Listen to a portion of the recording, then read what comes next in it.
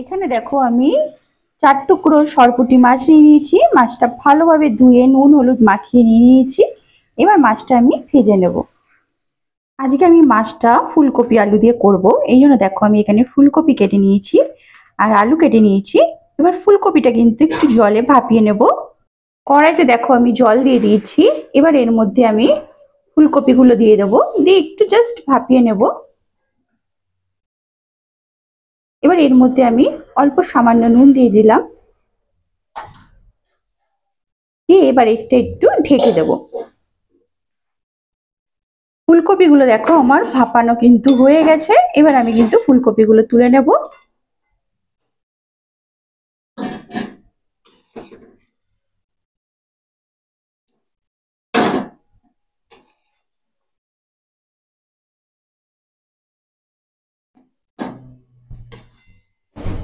সব ফুলকপিগুলো দেখো আমি তুলে নিলাম।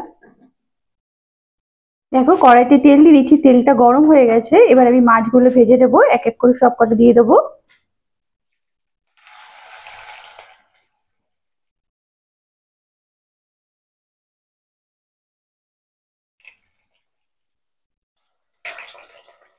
মাছগুলো দেখো সব দিয়ে দিলাম, এবার লাল করে একদম ভেজে নেব।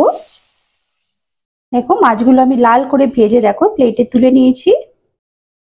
মাছ ভাজার কড়াইতে আমি আবার একটু তেল দিয়ে দিয়েছি, তেলটা গরম হয়ে গেছে। এবার এর মধ্যে আমি শুকনো লঙ্কার একটু জিরে ফোড়ন দিয়ে নেব। ফোড়নটা দেখো একটু ভাজা ভাজা হয়ে গেছে। এবার এর মধ্যে আমি কেটে রাখা একটু পেঁয়াজ দিয়ে দেবো আর টমেটোটা দিয়ে দেবো, দিয়ে এটাকে ভাজা ভাজা করে নেবো একটু।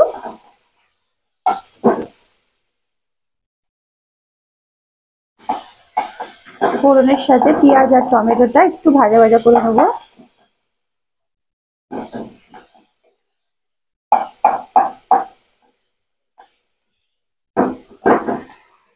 এবার এর মধ্যে আমি ভাপিয়ে রাখা ফুলকপিটা দিয়ে দেবো।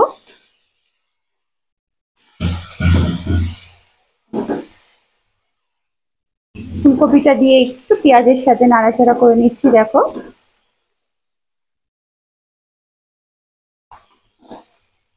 এবার এর মধ্যে পরিমাণ মতো হলুদ দিয়ে নেবো।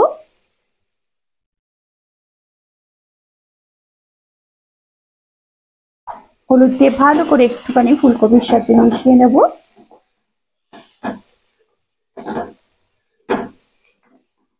ফুলকপিটা তোমরা আগেও ভেজে তুলে নিতে পারো। আমি একেবারে ফোড়নের সাথে ফুলকপিটা ভেজে নিচ্ছি।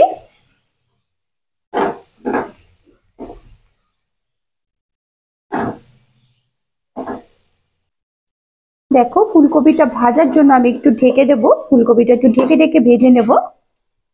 5 মিনিট পর দেখো আমি ফিরে আসলাম। আমার ফুলকপিটা কিন্তু ভাজা হয়ে গেছে। এবার এর মধ্যে আমি কেটে রাখা আলু দিয়ে দেবো। দেখো আমি কিছু কেটে এরকম ভাবে লম্বা লম্বা করে আলু কেটে ধুয়ে রেখেছিলাম, ওগুলো দিয়ে দিলাম।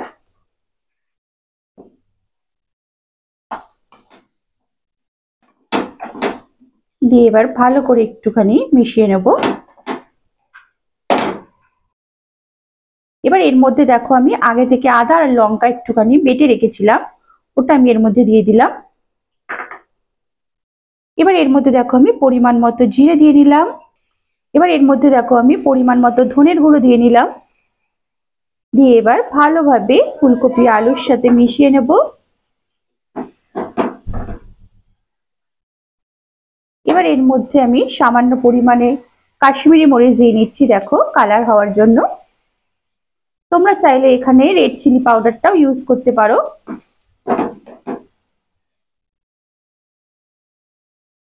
দিয়ে ভালো করে দেখো ফুলকপির সাথে মিশিয়ে নিচ্ছি। এটাকে দেখো ভালো করে মিশিয়ে নেব।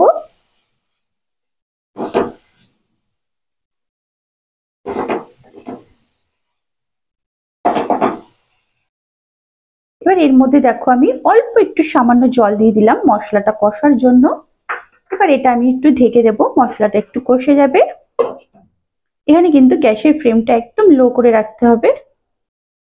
5 মিনিট পর দেখো আমি আবার ঢাকাটা সরিয়ে দেখবো আমার মশলাটা কিন্তু কষে গেছে। দেখো মশলা থেকে কিন্তু তেল বেরিয়ে গেছে। এবার আমি এর মধ্যে পরিমাণ মতো জল দিয়ে নেব।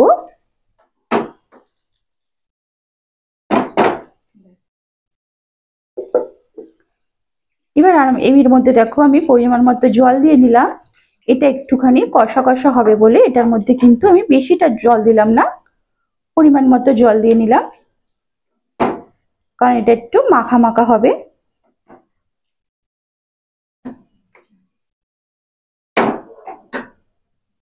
এবার এটা দেখো আমি আবার ঢেকে দেবো, তাড়াতাড়ি এটা ফুটে যাবে। দেখো আমি আবার 5 মিনিট পর ফিরে এলাম। এবার আমি দেখব আমার আলুটা সেদ্ধ হয়েছে কিনা। আমার আলুটা কিন্তু সেদ্ধ হয়ে গেছে। এবার আমি এর মধ্যে ভেজে রাখা মাছগুলো দিয়ে দেবো।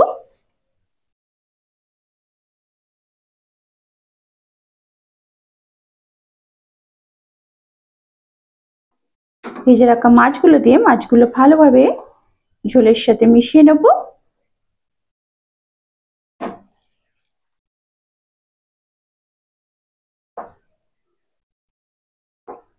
দিয়ে এটাকে একটু ফুটিয়ে নেব মাছগুলো, যাতে মাছগুলোর ভেতর ভালোভাবে নুন ঝাল মিষ্টি ঢুকে যায়।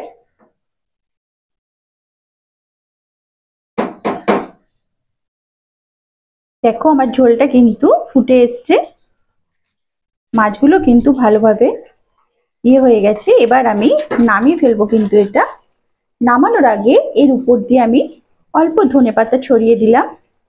এইভাবে যদি সরপুঁটি ফুলকপি আলু দিয়ে মাখা মাখা করে খাও না, খেতে কিন্তু দারুণ লাগে গরম গরম ভাতে, আর কিছুই প্রয়োজন পড়ে না।